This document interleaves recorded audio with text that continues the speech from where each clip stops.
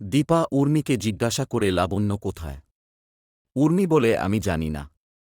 ঠিক একই কথা যখন জয় উর্মিকে জিজ্ঞাসা করে তখন উর্মি বলে ও যেখানে ছিল আমি ঠিক ওখানে ওকে রেখে এসেছি।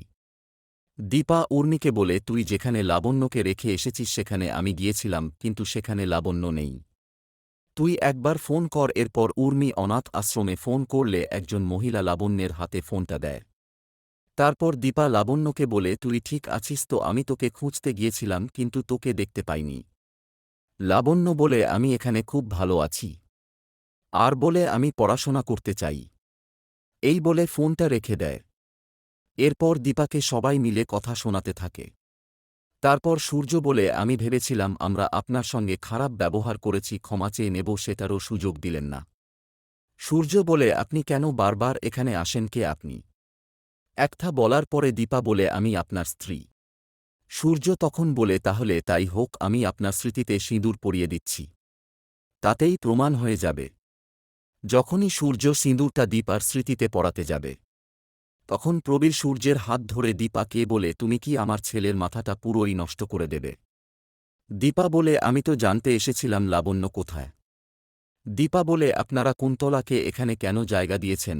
ও কিন্তু সব ছারখার করে দেবে। তখনই অনুয়া বলে তুমি কুন্তলা কষ্টটা বোঝার চেষ্টা করো, ও একটা সন্তান হারা মা। তুমি এখান থেকে চলে যাও। দীপা ওখান থেকে চলে আসার পরে দীপা মন্দিরে এসে প্রচুর কান্নাকাটি করে। তখন পুরোহিত দীপার মনে একটু সাহসের যোগান দেয়। এদিকে জয় উর্মিকে বলে তুমি তো দীপাকে কত কথা শোনালে। উর্মি বলে তুমি তো একেবারে ধোয়া তুলসী পাতা।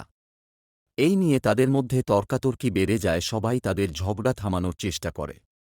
পরের দিন সকালবেলা জয় সূর্যকে একটি মিটিংয়ে নিয়ে যাচ্ছিল, কিন্তু তখনই সোনা এসে বলে বাবা কোথাও যাবে না।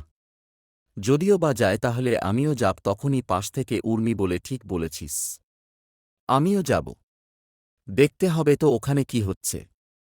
জয় বলে তোমরা দুজন যাবে ঠিকই, কিন্তু বাইরে থাকবে, না হলে তোমরা দুজন ভিতরে গেলে সেই ঝগড়া অশান্তি বেঁধেই থাকবে, তাই ভেতরে যাওয়ার কোন দরকার নেই। এসব কথার মধ্যে সূর্য বলে ওঠে আমি যাব, আমিও তো দেখি দীপা কি নতুন কমপ্লিকেশন তৈরি করে। তো বন্ধুরা, আজকের এই এপিসোড কেমন লাগলো কমেন্ট